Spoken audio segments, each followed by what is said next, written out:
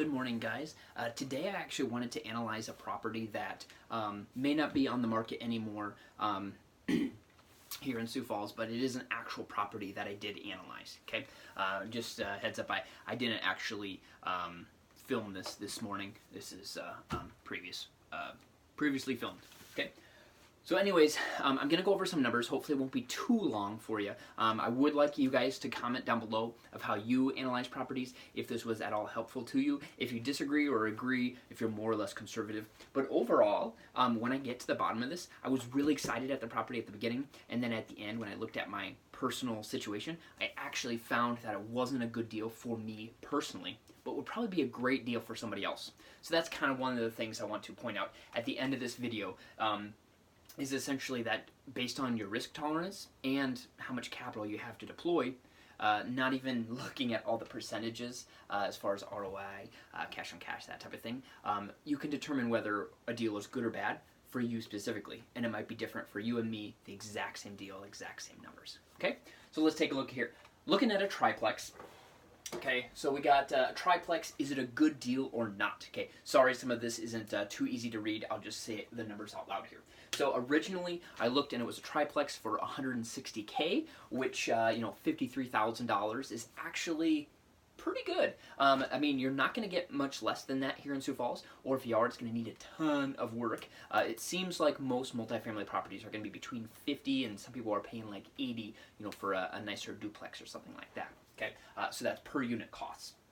All right, I looked at some overall pros and cons. I thought that this one definitely had potential, so I dug in, and because really there's deals that I won't even run the numbers on because I can just tell by the location, the condition, the price per unit, the unit count, or bedroom count, that type of thing, whether it's going to be something that I or maybe some of my buyers would be interested in or not. Okay, so overall though, when this is full, it brings in $2,450 a month in rent. And I was like, whoa, on a triplex for $160,000, you're bringing in gross rents of $2,400.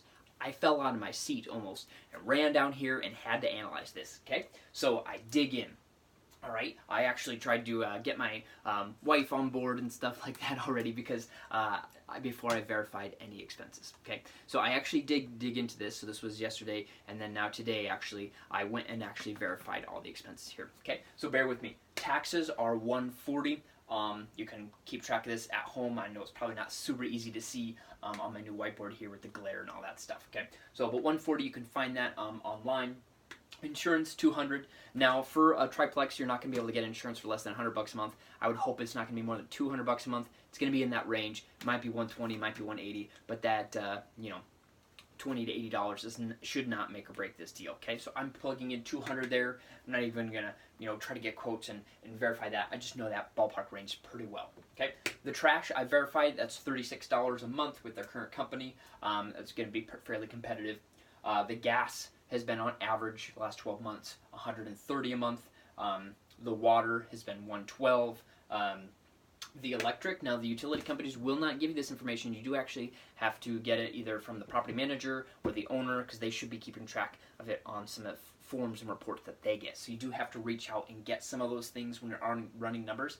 Now you don't necessarily want 50 people asking, so maybe the broker, the listing agent or the buying agent can actually help you with that because then they get it from the owner once and then they can give it to their 3 or 4 buyers considering the deal. Just to keep everybody happy, but if you go against that, I guess, whatever. The lawn and snow. So, I mean, $25 a week is probably the lowest that you could get somebody to mow your lawn.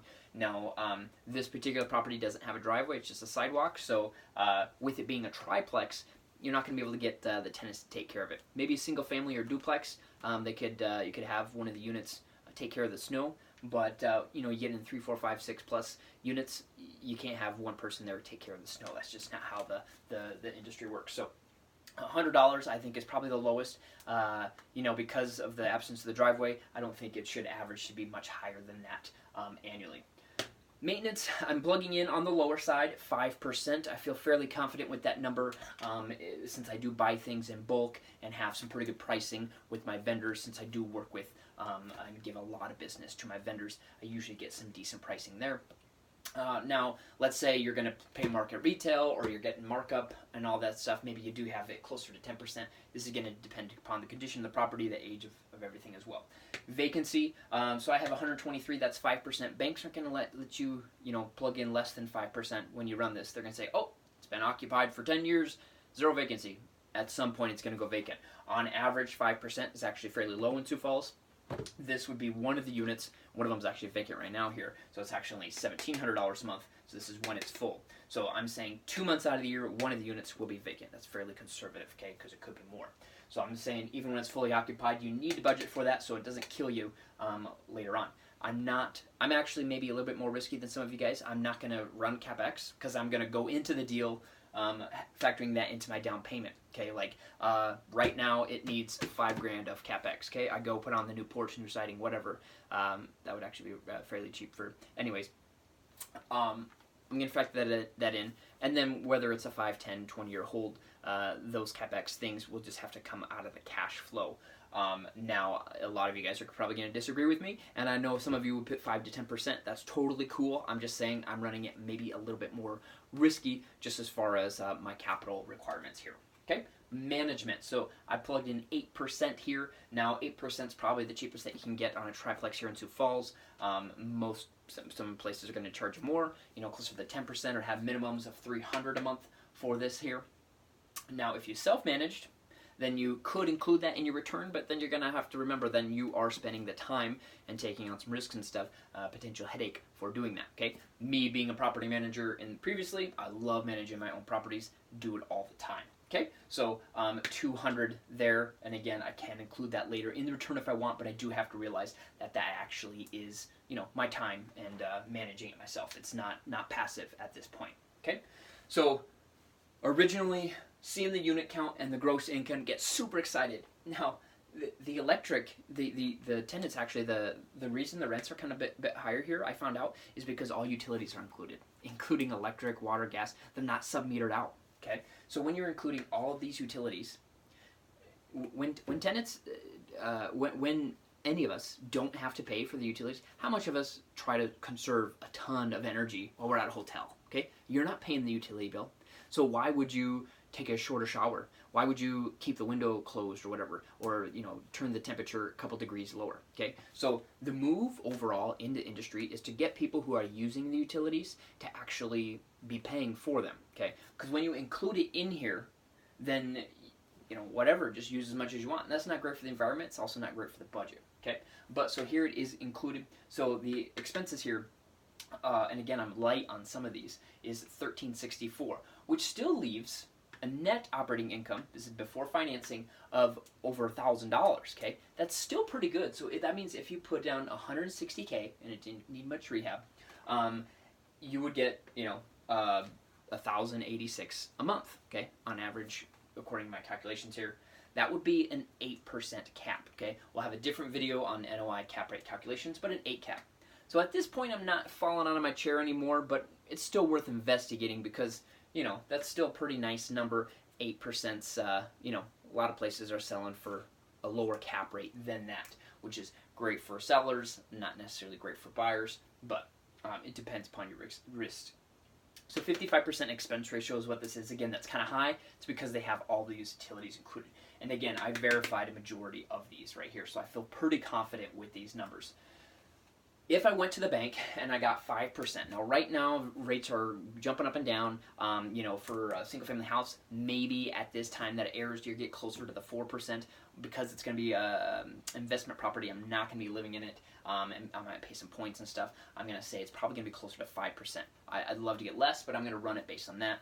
Amortized over 30 years, I'm going to pay $644 a month. Now, here's the kicker. I recently bought some properties, so I don't actually have a down payment. I would have to pull from lines of credit. A lot of you guys have different types of lines of credit, but I would have to borrow the $40,000.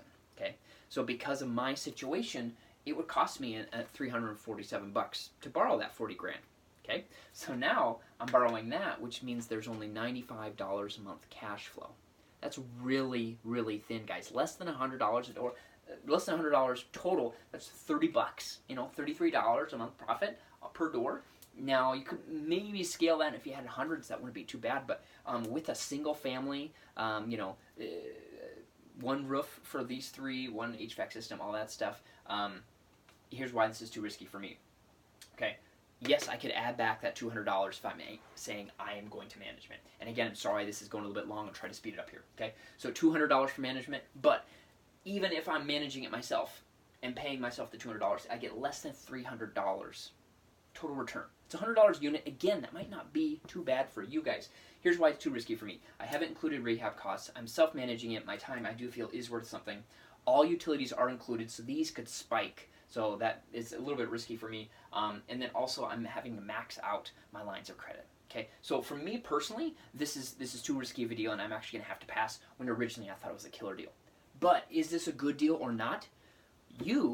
Let's say you partnered with some people, or you got an inheritance, or you've been saving for years, or you're refinancing something, and you have $40,000 down payment. Okay, well, you put the $40,000 down payment, and then you don't have to pay the $350 here. Okay, so now it's $95 plus $350. Okay, now we're in the 400s.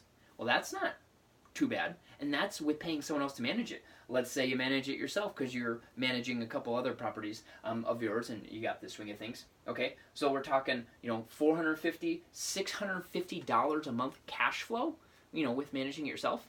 That is a really good return on your $40,000, because that's like what, 20% cash on cash return. It's crazy. Okay, so really good deal if you have the $40,000 down payment. If I'm financing 100% of this, it's too risky for me because I'm less than $300, really less than $100 profit, and it's too risky for me. Okay, so this is really interesting, guys. The same deal, the same numbers. My situation versus your situation, and my situation might be completely different in 6 months. Okay, I didn't even change the purchase price, the down payment, anything like that, and it could be good or bad for two different people. So as a buddy of mine always says, it's all about your risk tolerance, and really it's kind of about your current financial capacity too. Okay, so overall, I'm going to pass on this property, but I'm going to pass this on to some of my investors, and actually by the time this airs, it's probably not even going to be on the market anymore. But if you guys would like to sit down, run some numbers on a property that you're looking at, again, these numbers are going to vary, not some of the verified ones, but some of the variable ones are going to vary based on your situation, your background, your risk tolerance, really the property as well too. Okay, so good deal or not, it depends on you partially. Let's meet up and look at a property that you're looking at. Have a good day.